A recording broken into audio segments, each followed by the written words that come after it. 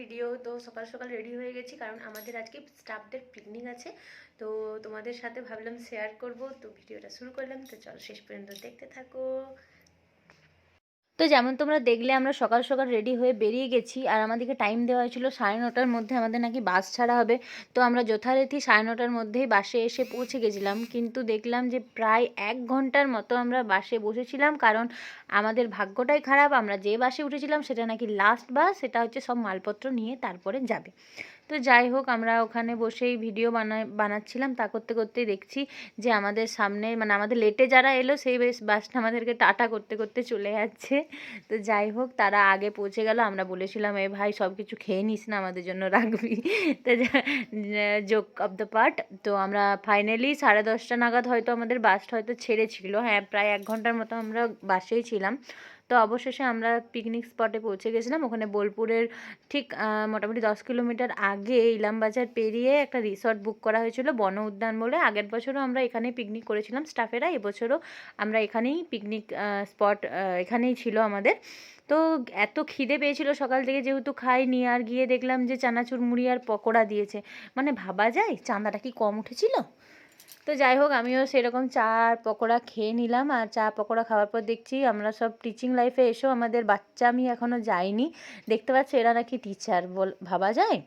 তো তো সব কিছু মজা টজা করে আমরা বেরিয়ে গেছিলাম সোনাঝুরির উদ্দেশ্যে। সোনাঝুরি মাত্র 8 না 9 কিলোমিটার ছিল ওখান থেকে। তো আমরা শেয়ারে টোটো করে সবাই মিলে সোনাঝুরি চলে গেছিলাম কিছু কেনাকাটার জন্য। সোনাঝুরি যাবো বলে বেরিয়েছি, তো আমাদের টোটো ফ্রিয়ারক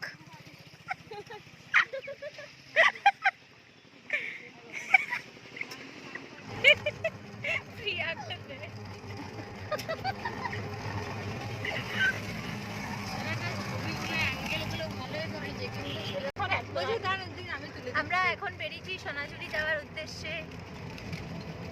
হাই গাইস,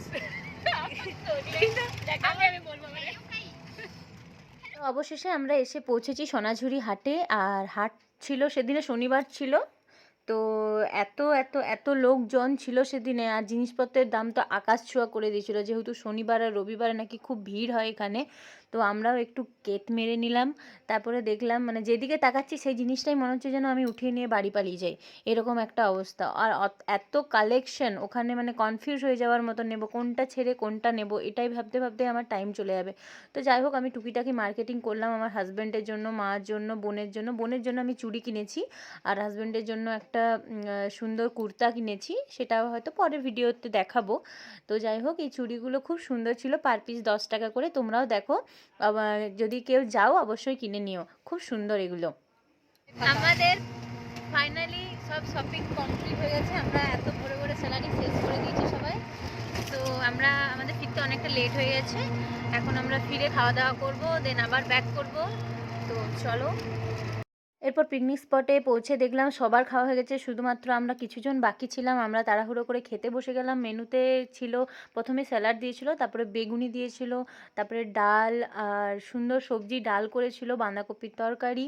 তার সাথে ছিল 2 রকমের মাছ, পমফ্রেট মাছ ছিল, আর এটা হয়তো রুই মাছের কালিয়া টাইপের, না কাতলা মাছ, আমি ঠিক জানি না। যাই হোক, তো তারপরে দেখলাম মিষ্টি, চাটনি, পাঁপড় সব একসাথে দিয়ে চলে যাচ্ছে, যেহেতু লাস্ট ব্যাচ। এত তাড়াহুড়ো করে আমরা খাবার খেয়েছি।